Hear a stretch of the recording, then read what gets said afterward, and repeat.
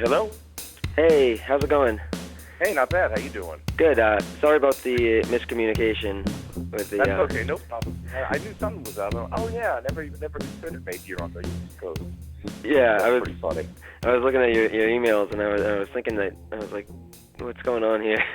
That's funny.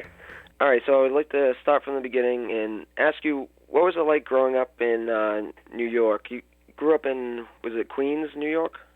Yeah, well, born in the Bronx and then moved to Queens when I was 5 or something like that, and then and then moved into Manhattan when I was like in my 20s. So moved around a lot. Yeah. So is that where you got started in comedy then in New York? Yeah, I was a guitar player and a singer in bars around Long Island, which is the suburbs and all that stuff, and I was doing cover songs, and you do these bars and nobody's really listening to you. They're just talking and eating cheese and wine and ignoring you, which pissed me off. So one day I got really pissed off, like nobody was paying any attention to me because I was a baby. And so I went upstairs between sets and just said, I got to do something.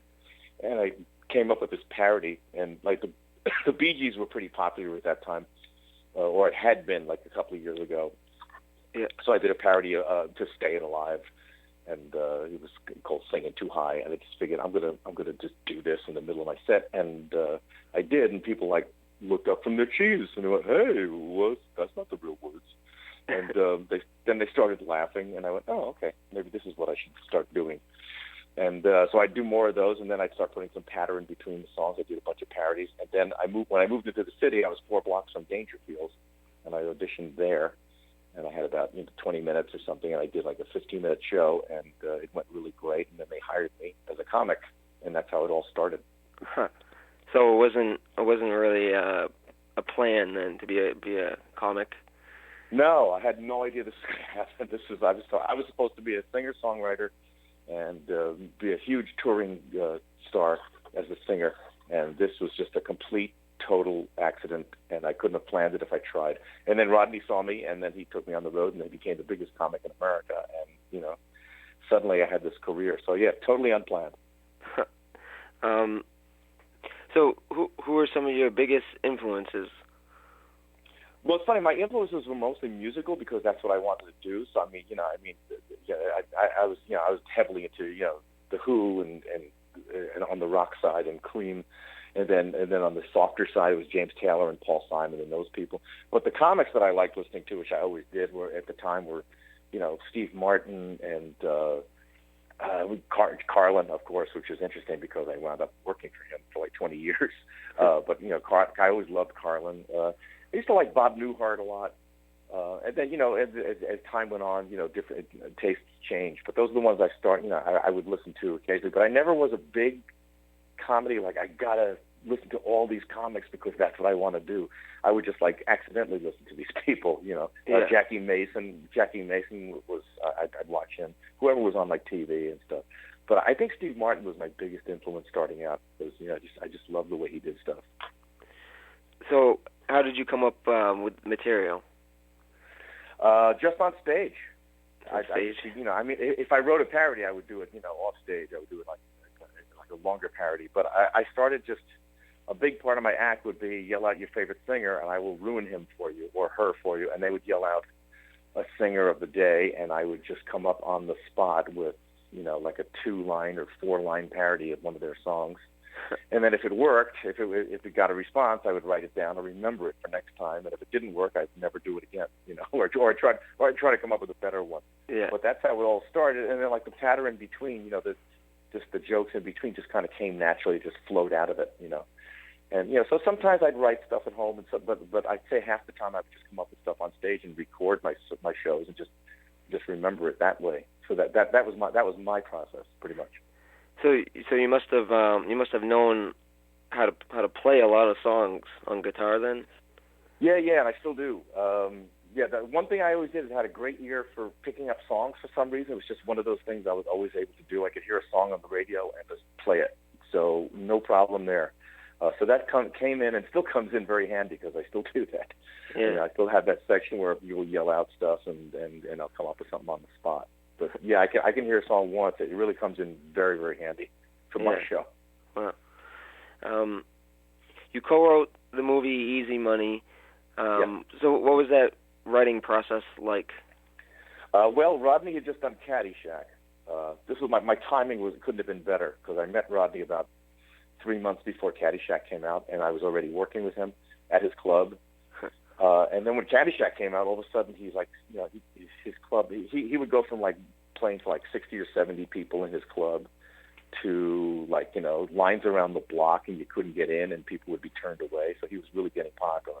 So he had to start going out on the road because of Caddyshack, because he became like this gigantic star. Yeah. So one of these days he was at the club, you know, doing a sold out Monday or something, and we're just talking. He goes, "Yeah, they want to do a movie starring me because Caddyshack did so well." So he goes to me, "So if you have any ideas, let me know." And I'm like, I'm doing comedy for like 3 months. I'm going, the biggest comic in America has just asked me to come up with an idea for a movie for him.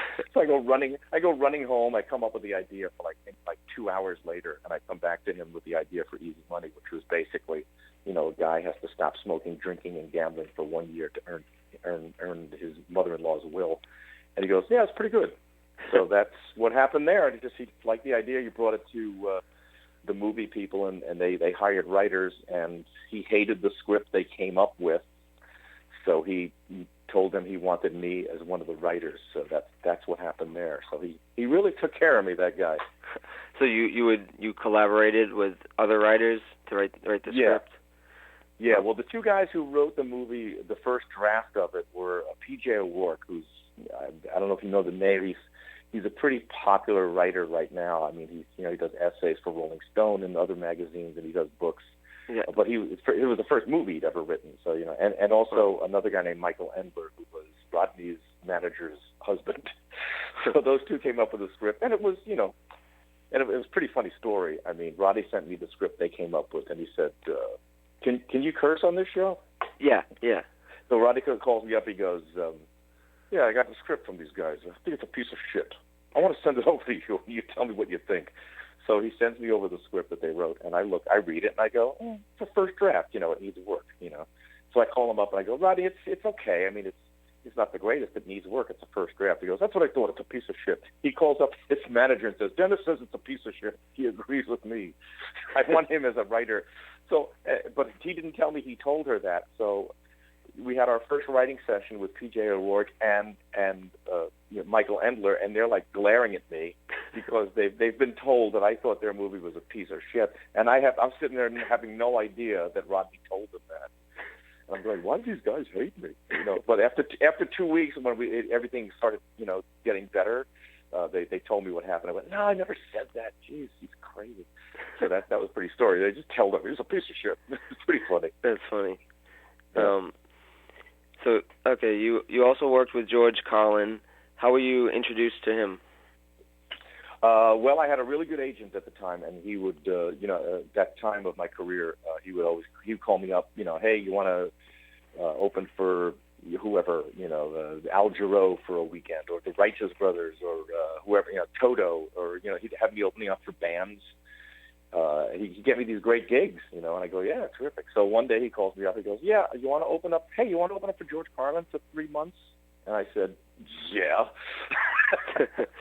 I don't know what happened. I don't know if they saw a tape of me. I think that's what happened. They saw a tape of me, and they didn't like their opening act at the time, and they were looking for different people. So they put me in for 3 months with George, and through this agent, and we got along great, and the shows seemed to work well together, and he liked what I did. So after 3 months, he just said, "Hey, you want to just stick around?" I said, "Yeah." So that 3 months became, you know, 20 years. Wow. Yeah. One thing I was thinking of, I know George has done a lot of comedy specials. Like, so did you ever help him with his material? No, George wrote all his own stuff. See, with Rodney, it was different. With Rodney, like we co-wrote a lot of stuff. I did the movie with him. I did two TV specials with him. With George, it was like, you know, he came up with all his own stuff. The only thing I did was I came up with a couple of endings for two or three of his jokes, which he was having trouble with.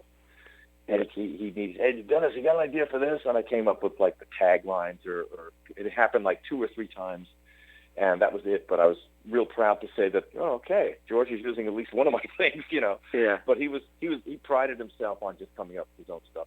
That's why he did so many dates per year. He did 150 shows a year, just so he could develop his stuff.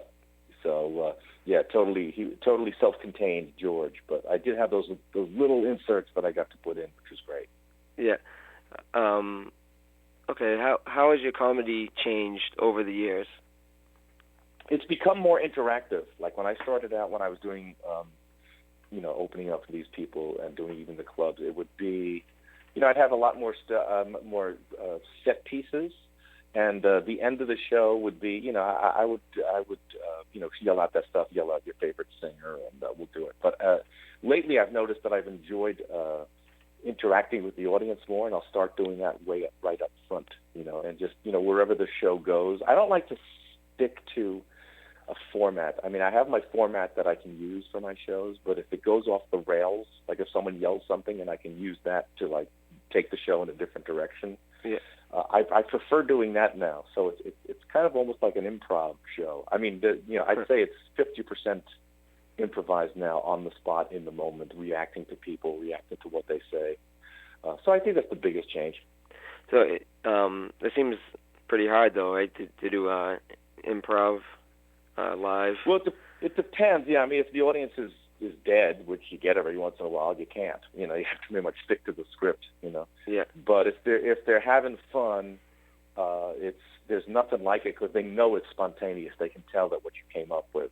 If someone says something that happened in the room, or that has and I respond to it in a way that everyone knows, oh, he couldn't have written that beforehand, this was just in the moment, then people really respond to that. You can tell. It's a whole different feeling to the response. Yeah. It's like electric. Oh, like something happening in the news or something like that you just yell out, and you just respond to that. So that's not hard. I mean, it all depends. I've been doing it long enough now where I kind of can tell what audiences are going to go for it and which ones aren't. So it's kind of fun. It seems to work out pretty well. Yeah. All right. Let me ask. I think this is the last question I have for you. Is I've been thinking myself. I've been thinking about trying like an open mic type thing. Yeah. Would you have any advice for me or any other new comics? Like, any advice on what they should, how to get started? Well, here's the thing. I don't know. You're in the Boston area. I don't know how hard it is to I don't know how many clubs have open mics. I mean, it's so hard to get a club that has one. If you can find one, great. And then the only advice is, I mean, you got stuff. I assume you have stuff written already, and you just got to go up there and try it. And if it goes well, great. And if not, if you believe in it, just keep working on it until you find the angle where you just know it's going to get some sort of a response from an audience. But I lucked out. I didn't really have to do open mics because, like I said, it happened organically with me. Yeah. But I know there are guys, famous guys. I mean, Jon Stewart famously said he bombed for 2 years. Yeah. But he just loved it so much and wanted to do it so much that he just kept at it. And finally, the more you get in front of an audience, the more used to it you get, and the more you get a feel for what they're going to respond to. So just, my only advice is just try it and keep at it if you really like it. Yeah. Yeah, I think one thing I'm afraid of is just going up there and failing and having the audiences not respond to anything I say. It's funny. It can be a real. I mean, I lucked out. I had the guitar, so I could hide behind that. But and it took me years to like put the guitar down and start doing stand up. Yeah. And that was scary. I mean, there's no way it's not going to be frightening. Just know that going in, it's a frightening thing. You're in front of a room full of strangers, and you've never met them, and they don't know who you are, and it's a weird feeling up there. But that's normal. I mean, if you're not frightened, you're weird. Yeah. So but if you're really confident in the stuff you have to say, then just keep at it until. Woody Allen had a really famous. I don't know about famous, but he had a really interesting thing. He said if a joke doesn't work, it's probably not the punchline that's not working; it's the setup.